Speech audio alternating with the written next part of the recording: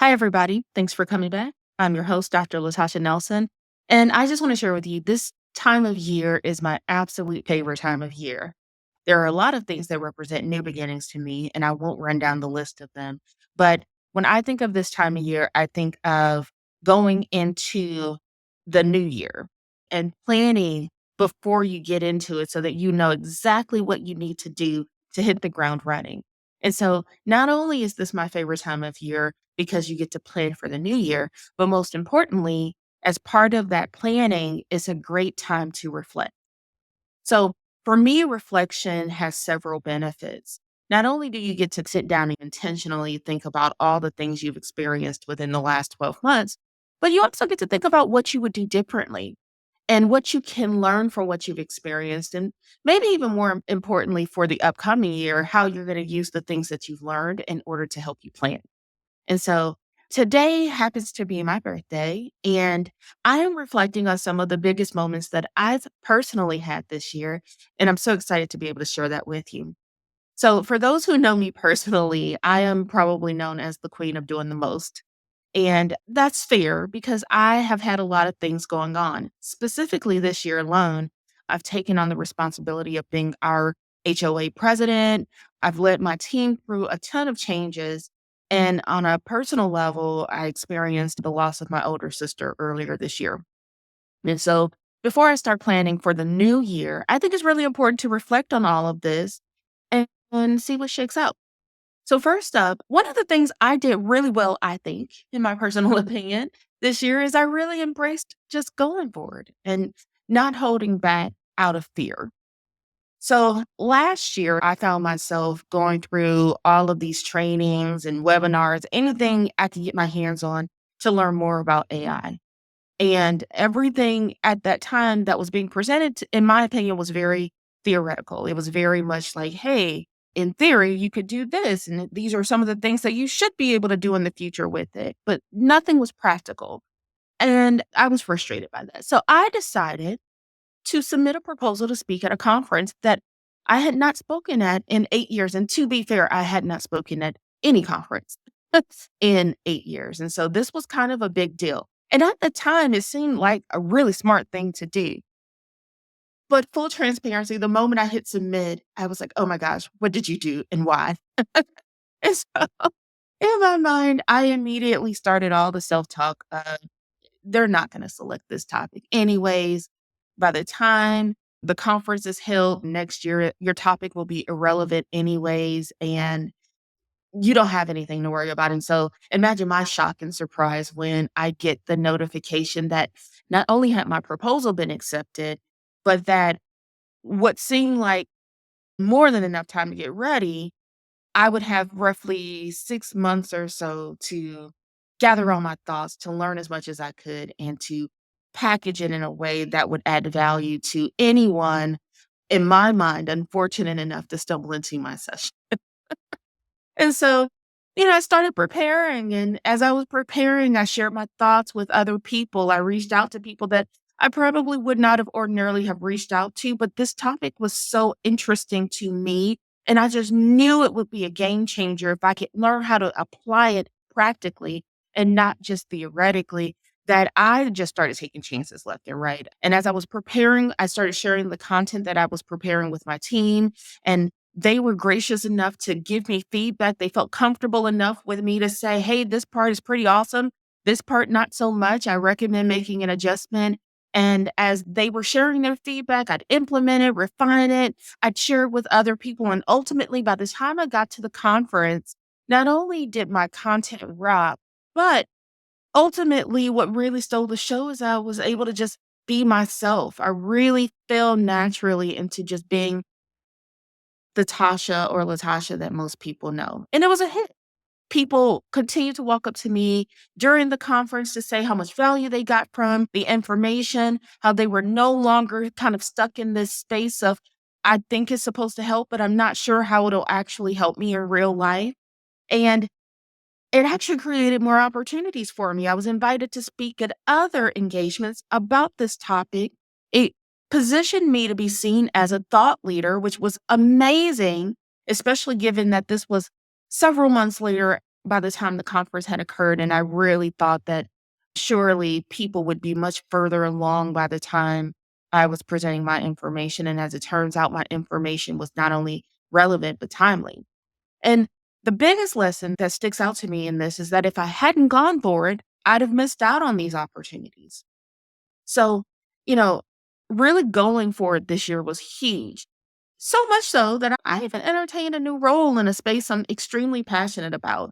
There was an opportunity at my company for a brand spanking new role that would allow me to really lean in and support the development of emerging leaders. And while I did not get it, and don't get me wrong, it wasn't because I didn't make it hard for them to choose the person they selected, but I didn't get it, and it hit me afterwards that that was probably the biggest blessing that could have occurred at that time. And there's a lot of things that happen in life that you don't really know how it's intended to shake out, but hindsight is 2020, as they say. So it turned out to be a huge blessing for me because I know that had I gotten that position, I would have given it everything I have. And then that's just how I am. I am very committed. And so I would have stayed up late nights. I would have worked through the weekends. I would have gotten up super duper early because I do those things now. But every waking moment and every focus and fiber of my being would have gone into making that program the most amazing program that it could ever have possibly have been.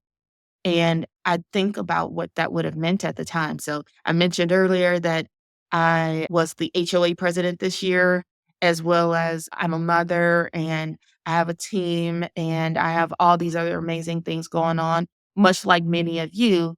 And I often step back and think about how overextended I would have felt and possibly overwhelmed I would have felt had I gotten that job.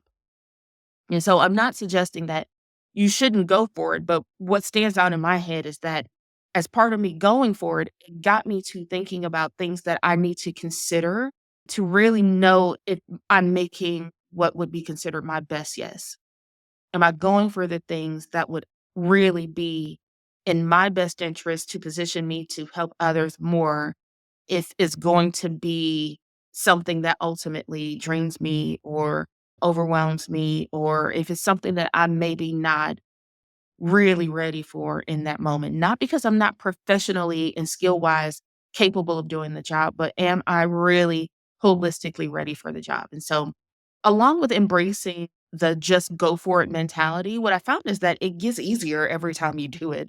So, there have been things that as I jump into it, I might have been more hesitant initially to do some things. And now that is so not a problem. And the bigger the things are, the more I'm inclined to just go for it and allow myself to experience what that looks like.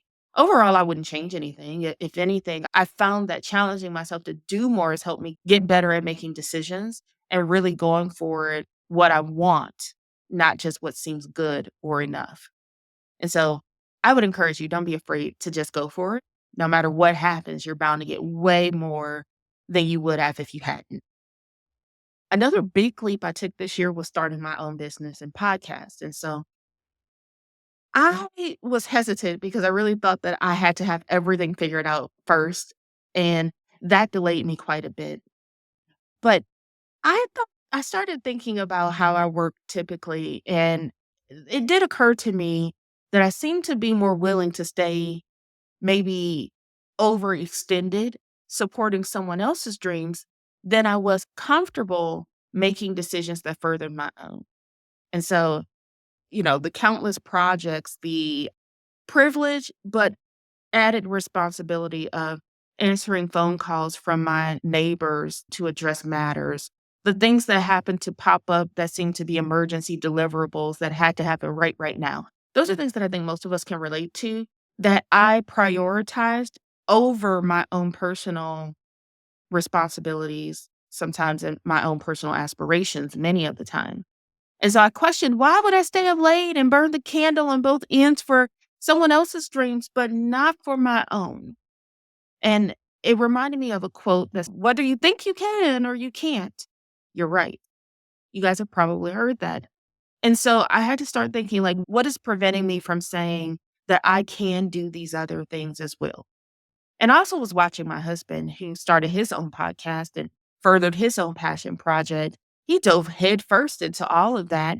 And as he did it, he continued to learn and grow. So I watched him not necessarily get kicked back because he didn't have everything in order initially. I actually watched him learn what he needed to learn and adapt accordingly and then keep moving. And so, fortunately, because of how he approached things, his learning and growth helped me develop my systems. And guess what? I'm still learning and growing. But I also learned that, I learned that I could acquire new skills and open myself up and still find balance and push myself further than I had been pushing myself in some recent years. And so I really showed myself how adaptable I am. And through it, I met a lot of amazing people. And going into 2025, I definitely have every intention of continuing to implement this learning and growing that I'm experiencing right now to have a clearer vision for my business and to help as many people thrive as I can. And then finally, I learned to set better boundaries this year. So I have been exercising the practice of being bolder, not only in doing things that align with my values and beliefs, but also in saying what I need out loud. It hasn't been easy. And to be honest, it wasn't easy being honest with myself and others. Because there were times that I told myself I could or should do things because I had the skills to do it, even if I didn't have the time or the energy. And I had quite a few crucial or courageous conversations with other people who had made commitments but failed to follow through. And as a result, that left way more on my plate to chew. And so ultimately, I learned that it was keeping me up at night, not saying what I needed, not being bold, versus finding the courage to create the space I needed to share what was needed and allowing myself to be at peace with knowing that regardless of the outcomes, I had done my part. And so again, it's difficult at first, especially when you don't know how your feelings are gonna land or if someone else cares enough to entertain them. But I think that there's another boundary to consider, which is, are you okay with being surrounded by people who may not care how you feel? For me, the answer is a big no. And so, in addition to that, I also had to be realistic about my time and not letting others abuse it just because they had access to it. I can't tell you how many times, you know, I'd be approached and people would ask me if they could schedule time with me and then not show up or not show up on time.